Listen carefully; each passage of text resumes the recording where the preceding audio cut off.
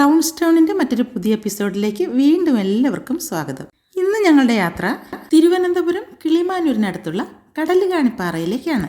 കാണാൻ വളരെ മനോഹരമാണെങ്കിലും അധികം ആൾക്കാരുടെ ശ്രദ്ധയിൽപ്പെടാത്ത ഒരു സ്ഥലമാണ് കടലുകാണിപ്പാറ. കിളിമാനൂർ കാരേറ്റിനടുത്ത് അല്പം ഉള്ളിലേക്കുള്ള ഒരു ഗ്രാമപ്രദേശം. ഒഴിവുള്ള സായന്തനങ്ങൾ ചിലവഴിക്കാൻ പറ്റിയ വളരെ മനോഹരമായ ഒരു ഡെസ്റ്റിനേഷനാണ് കടലുകാണിപ്പാറ. എൻ്റെ ഇളയ ആങ്ങളയോടും കുടുംബത്തോടും ഒപ്പമാണ് ഞാൻ കടലുകാണിപ്പാറയിലേക്ക് പോകുന്നത്. ആങ്ങളമാരോടൊപ്പം 2 ദിവസം വന്ന് നിൽക്കാൻ ഒരവസരം ഒത്തു കിട്ടി മാക്സിമം ഉപയോഗിക്കാമെന്ന് വിചാരിച്ചു. ഞങ്ങളുടെ വീട്ടിൽ നിന്നും അധികം ദൂരമൊന്നുമില്ല, ഒരു 10 മിനിറ്റ് യാത്രയേ ഉള്ളൂ ഇവിടത്തേക്ക്. ഈ സ്ഥലത്ത് കൂടി ഇങ്ങനെ യാത്ര ചെയ്യുമ്പോൾ എൻ്റെ കുട്ടിക്കാലത്തുള്ള ഒത്തിരി ഓർമ്മകൾ മനസ്സിലേക്ക് വരുന്നുണ്ട്. ഈ റോഡിലൂടെയൊക്കെ സ്കൂൾ ബാഗുമായി നടന്നിരുന്ന ഒരു ബാല്യകാലം. അപ്പോഴാണ് വഴിയരികെ ഞാവൽപ്പഴം വിൽക്കുന്നത് കണ്ടത്. കുട്ടിക്കാലത്തിൻ്റെ ഓർമ്മകളിൽ തങ്ങി നിൽക്കുന്ന ഒന്നാണ് ഞാവൽപ്പഴം. വീട്ടിലെയും വിദ്യാലയങ്ങളുടെയും വഴിയോരങ്ങളിൽ കായ്ച്ച് വയലറ്റ് നിറത്തിൽ വീണ് കിടക്കുന്ന ഞാവൽപ്പഴം. എന്തായാലും നൊസ്റ്റാൾജിയ അയവിറക്കുന്നതിനിടയിൽ അതും കൂടി ഇരുന്നോട്ടെ. ഈ കടലുകാണിപ്പാറ ചില വർഷങ്ങൾക്ക് മുൻപ്, അതായത് ഞാൻ കോളേജിലൊക്കെ പഠിക്കുന്ന കാലഘട്ടങ്ങളിൽ പല ആവശ്യങ്ങൾക്കായി ഞങ്ങൾ ഈ കടലുകാണിപ്പാറയുടെ അടുത്തുകൂടെയൊക്കെ നടന്നു പോയിട്ടുണ്ട്. അന്നൊക്കെ ആ പ്രദേശം ഒരു ഉൾഗ്രാമത്തിലെ ഒരു സാധാരണ സ്ഥലമായിരുന്നു. വലിയ ടൂറിസ്റ്റ് സാധ്യതകളൊന്നും എത്തി നോക്കാത്ത ഒരു ഉൾപ്രദേശത്തിലെ ഒരു പ്രകൃതി മനോഹരമായ ഒരു സ്ഥലം, അത്രമാത്രം. എന്നാൽ ഇന്ന് അത് ഒരു മനോഹരമായ ടൂറിസ്റ്റ് ഡെസ്റ്റിനേഷൻ പോയിന്റായി മാറിക്കഴിഞ്ഞിരിക്കുന്നു. ഓക്കെ, നമ്മൾ കടലുകാണിപ്പാറയിൽ എത്തിക്കഴിഞ്ഞിരിക്കുകയാണ്.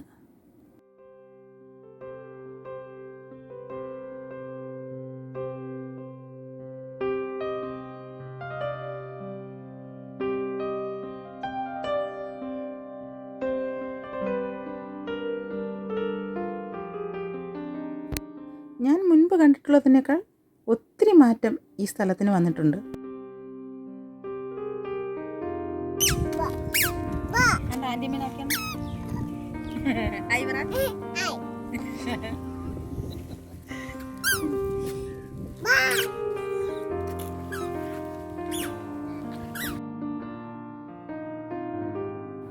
കടലുകാണിപ്പാറ എന്ന ഈ സ്ഥലത്തിന് പേരുണ്ടെങ്കിലും കടലൊന്നും ഇവിടെ നിന്നാൽ അങ്ങനെ കാണാൻ കഴിയത്തില്ല. പിന്നെ അല്പം കൂടെ ഉയരത്തിലേക്ക് കയറിപ്പോയി കഴിഞ്ഞാൽ കടലെ കാണാമെന്നൊക്കെ ചിലർ പറയുന്നത് കേട്ടിട്ടുണ്ട്.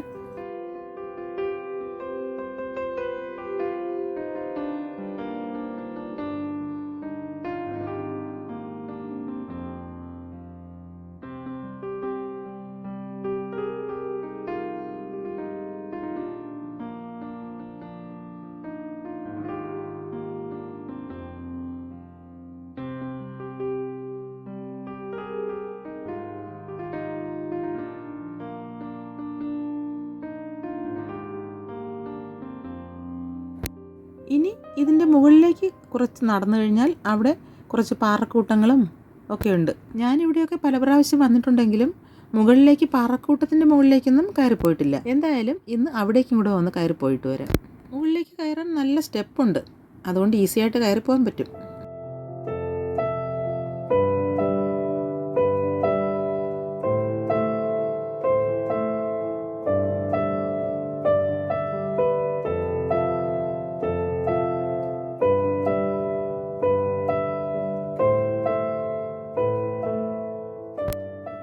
ഇനി കുത്തനെയുള്ള സ്റ്റെപ്പാണ്, അല്പം പ്രയാസപ്പെട്ട് വേണം കയറിപ്പോകാൻ.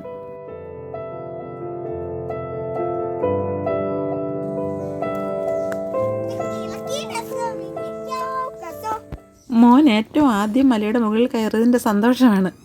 ഓക്കെ, ഇവിടെ കുറച്ച് പാറക്കൂട്ടങ്ങളും കാര്യങ്ങളും, പിന്നെ നമ്മളിപ്പോൾ നിൽക്കുന്നതിൻ്റെ അപ്പുറത്ത് വശത്തായി ക്ഷേത്രമൊക്കെ ഉണ്ട്. പിന്നെ ഇവിടെ എടുത്തു പറയത്തക്കതായ ഒരു സംഭവം ഉള്ളത് എന്താണെന്ന് വെച്ചാൽ, എടുത്തു വെച്ചതുപോലെയുള്ള ഒരു പാറയുണ്ട് ഇവിടെ.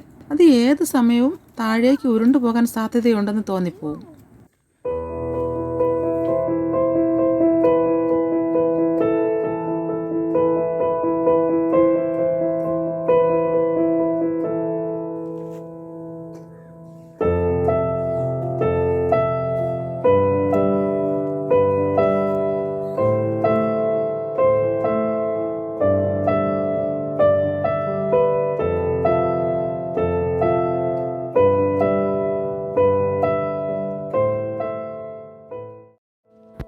ഓക്കെ, അങ്ങനെ ഈ മലയുടെ മുകളിലും കയറി.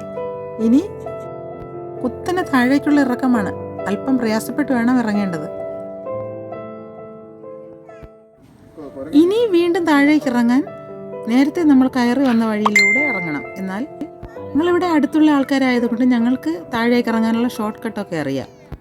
ഞങ്ങൾ അതുകൊണ്ട് പാറക്കൂട്ടങ്ങൾക്കിടയിലുള്ള ചെറിയ വഴിയിലൂടെ താഴേക്ക് ഇറങ്ങുകയാണ്. അതും രസകരമായ ഒരു എക്സ്പീരിയൻസ് അല്ലേ?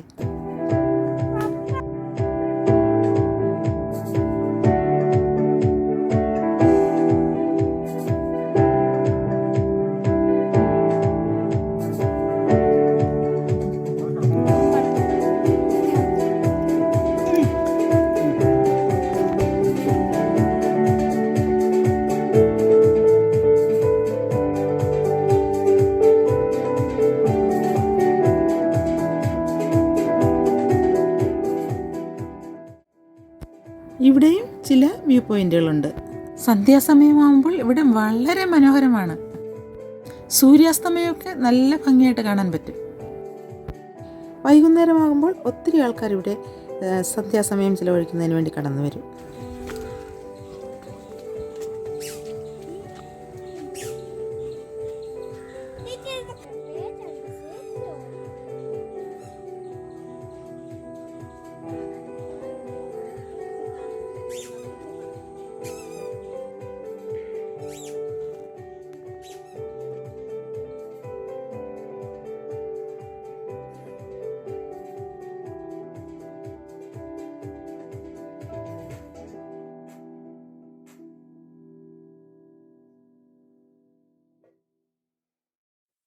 അങ്ങനെ നമ്മൾ വളരെ പെട്ടെന്ന് താഴേക്ക് ഇറങ്ങിയിരിക്കുകയാണ്.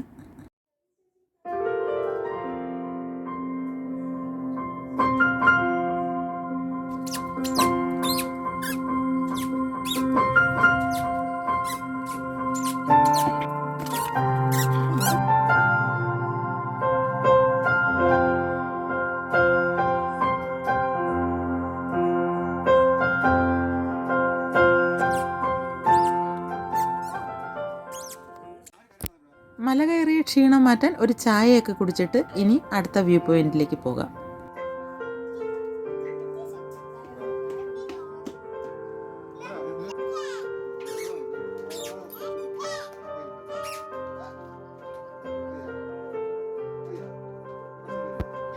അപ്പോഴാണ് ഞാൻ അവിടെ പുറത്ത് ഒരു സുന്ദരൻ പൂച്ചക്കുട്ടിയെ കണ്ടത്.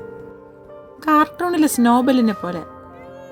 അതിൻ്റെ ഓണറിനോട് അവൻ്റെ ഫോട്ടോ ഒന്ന് എടുത്തോട്ടെ എന്ന് ചോദിച്ചു.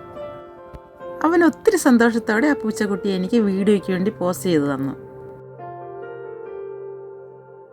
ഇനി ഏറ്റവും മനോഹരമായ അടുത്ത വ്യൂ പോയിന്റിലേക്ക്. ചെറിയ മഴക്കോളുണ്ടായിരുന്നത് കൊണ്ട് അസ്തമയ സൂര്യനെ അത്ര വ്യക്തമായി കാണാൻ പറ്റിയില്ല. എങ്കിലും തണുത്ത കാറ്റും അനന്തവിഹായസിലെ സ്വർണ്ണമേഘക്കീറുകളും അങ്ങ് വിദൂരതയിൽ നീലാകാശത്തോട് തൊട്ടുരുമി നിൽക്കുന്ന നീലക്കുന്നുകളും വർണ്ണഭംഗി ചാർത്തി നിൽക്കുന്ന കാട്ടുപൂക്കളും എത്ര വർണ്ണിച്ചാലും മതിയാകാത്ത സായന്തന ശോഭ. അല്പനേരം ഈ പ്രകൃതിയിലൊന്ന് അലിഞ്ഞു ചേരണമെങ്കിൽ ഇവിടെ വന്ന് തന്നെ കാണണം.